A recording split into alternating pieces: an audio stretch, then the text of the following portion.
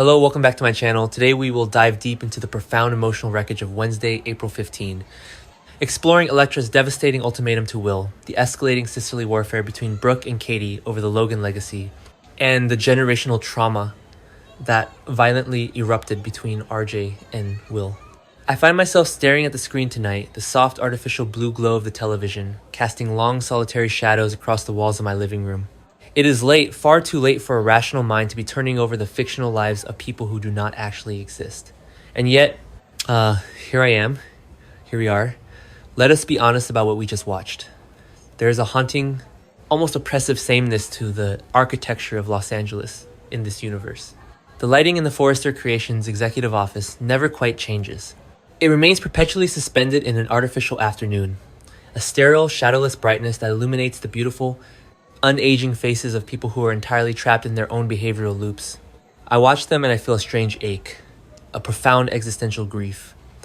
I have aged, my life has fractured, rebuilt, and transformed in the decades I have spent observing this universe.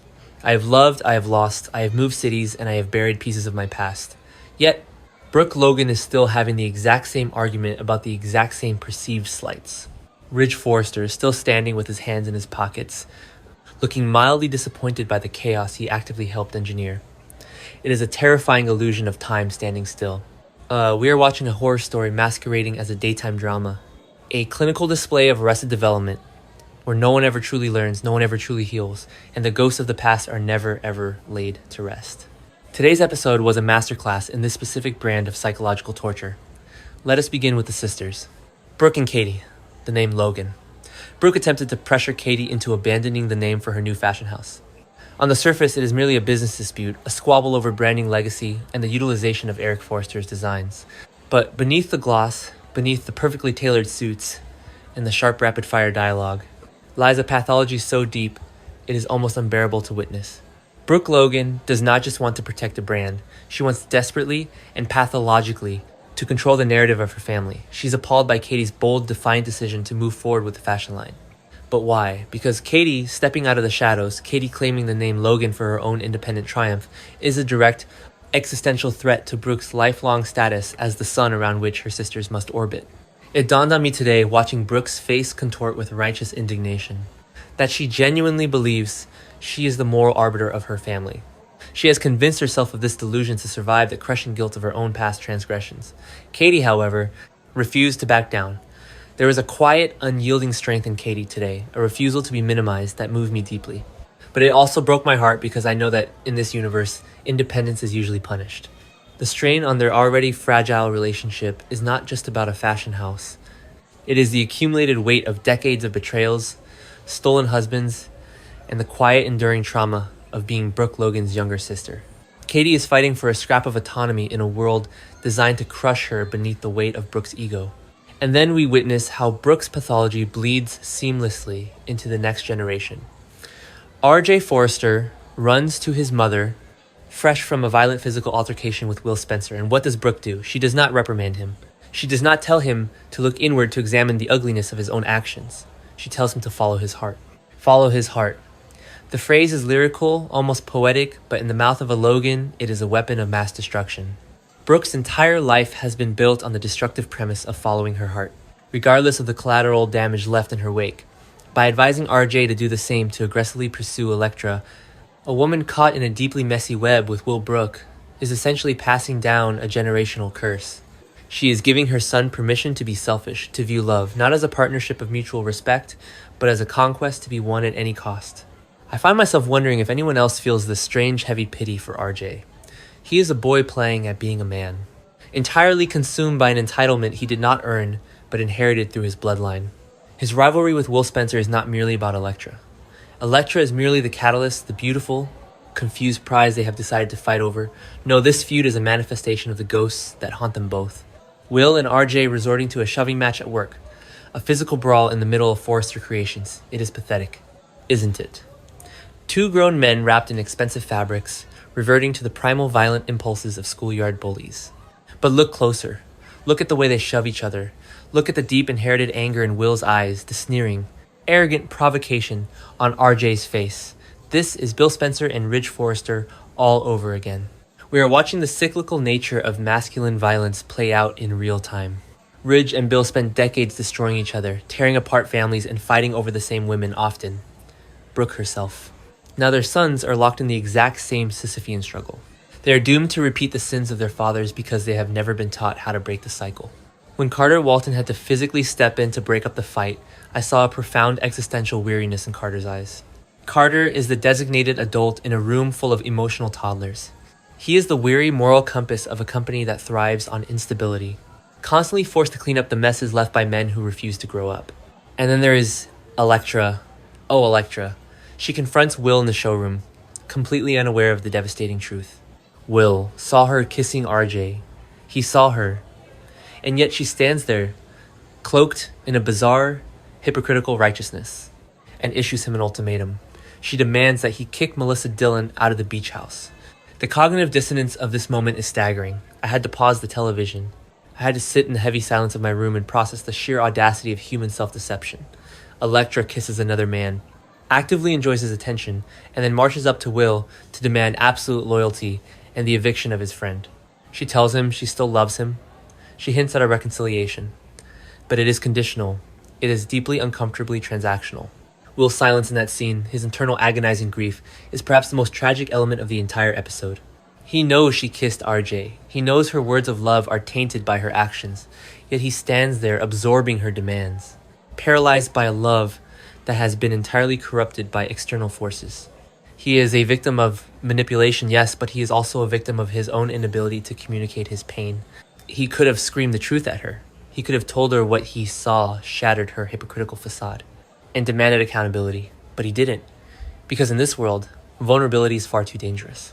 To admit you are hurt is to admit you are weak, and a Spencer can never be weak. The external force, of course, is Ivy Forrester. Ivy, the silent, smiling architect of this entire tragedy. It is Ivy who subtly steered her niece toward RJ. It is Ivy who stole the deeply personal letter.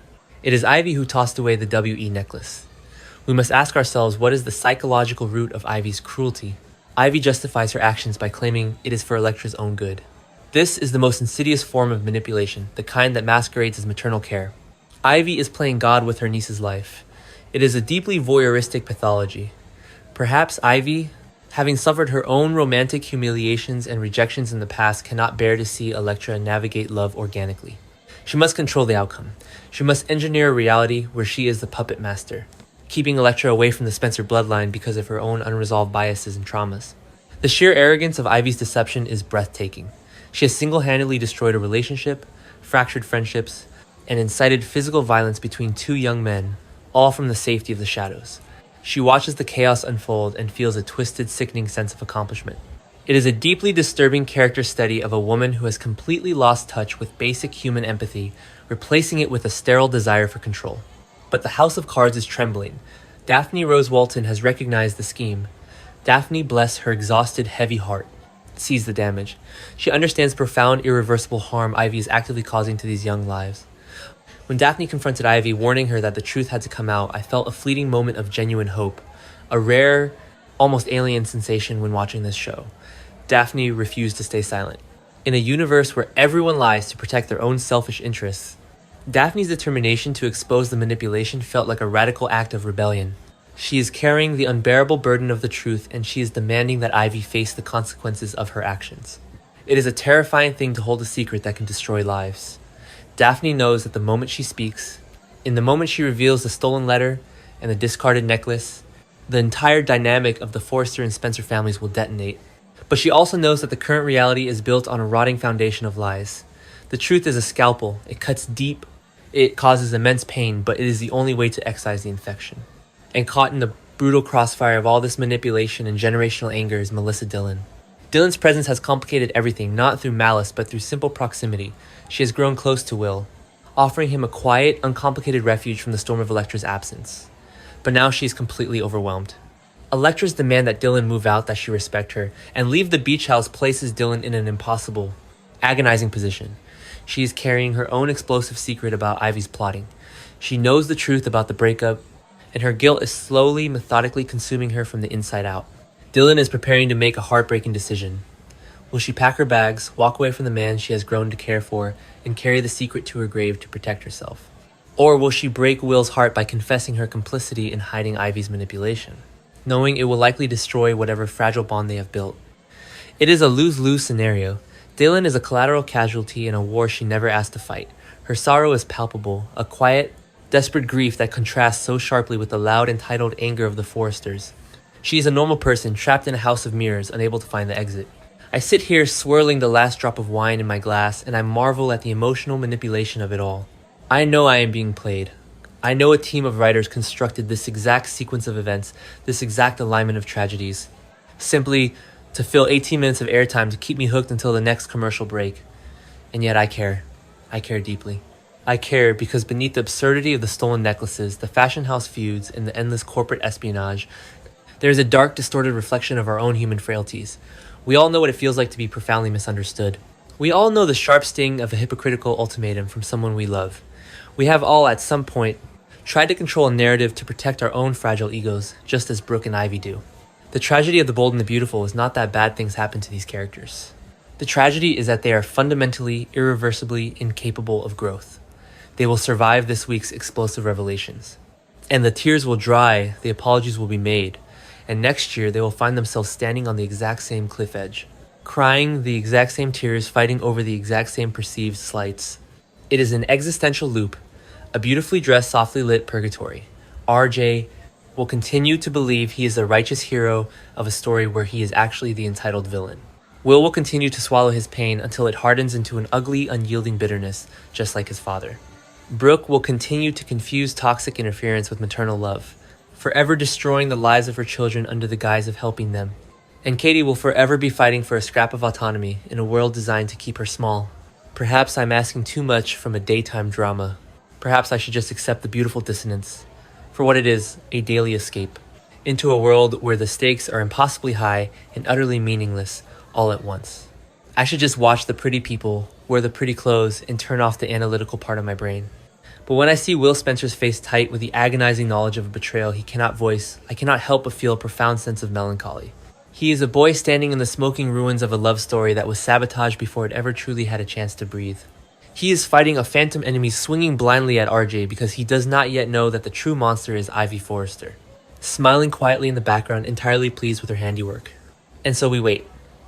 We wait for Daphne to finally drop the guillotine. We wait for Dylan's heartbreaking choice to shatter the fragile, temporary peace of the beach house. We wait for Electra's hypocritical demands to blow up in her face when the truth about her kiss with RJ inevitably comes to light. We keep watching day after day, year after year. We outgrow them, our lives expanding and changing, but we never truly leave them behind. They are our constant, unchanging companions in a world that is constantly shifting beneath our feet. There is a strange comfort in their pathology.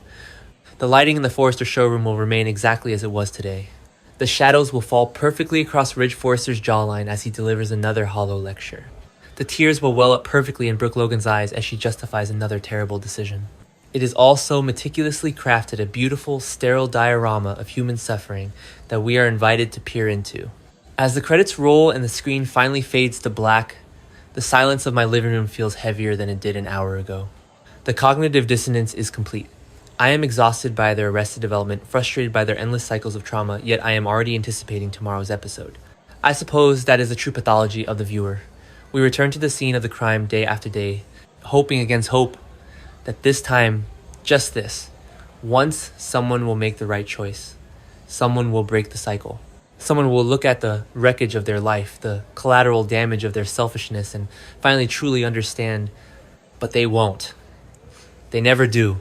And maybe in some dark voyeuristic corner of my soul, I don't really want them to.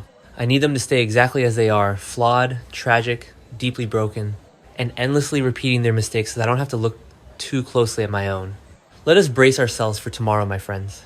The truth is coming, the secrets are unraveling, and it will be as devastating, as beautifully tragic, and as utterly useless as it always is. Until then, I will be here staring at the screen, waiting for the illusion to begin all over again.